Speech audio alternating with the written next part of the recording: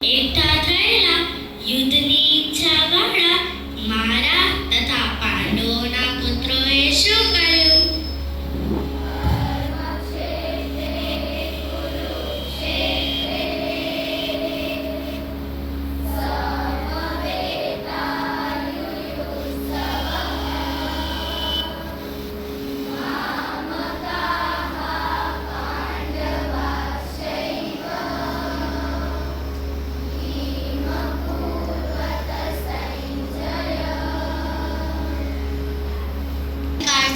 એના ફળોમાં કદીએ નહીં, માટે તું કર્મોના ફળોનો હેતુ થામ, અર્થાત ફલાપેક્ષાથી રહિત થઈને કર્તવ્ય બુદ્ધિથી કર્મ કર.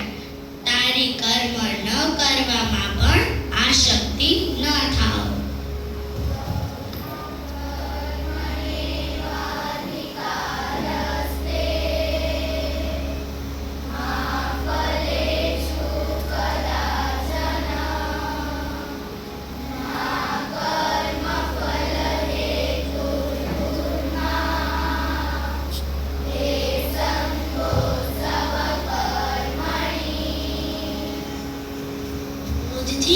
ઘણી મૂળતા આવે છે. મૂળતાથી સ્મૃતિમાં બ્રહ્મ ઊભો થાય છે. સ્મૃતિમાં બ્રહ્મ ઊભો થવાથી બુદ્ધિ અર્થાત જ્ઞાન શક્તિનો નાશ થઈ જાય છે, અને બુદ્ધિનો નાશ થવાથી એ પુરુષની સ્થિતિનું પતન થાય છે.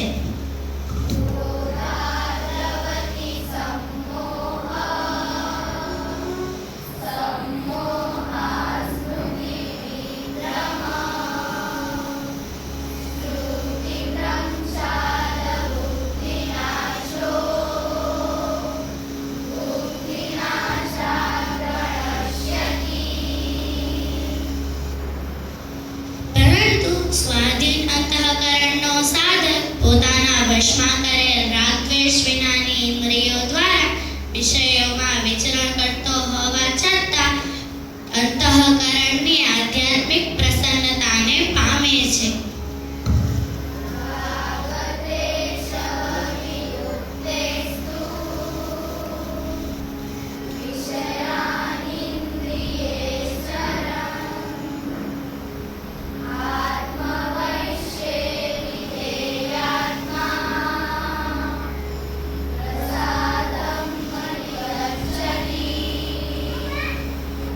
તેનામાં નિશ્ચયાત્મિકા બુદ્ધિ નથી હોતી, તેમજ આયુક્ત માણસમાં અંતઃકરણમાં ભાવના પણ નથી હોતી, અને ભાવનાહીન માણસને શાંતિ નથી મળતી, અને શાંતિ વિનાના માણસને સુખ ક્યાંથી મળે?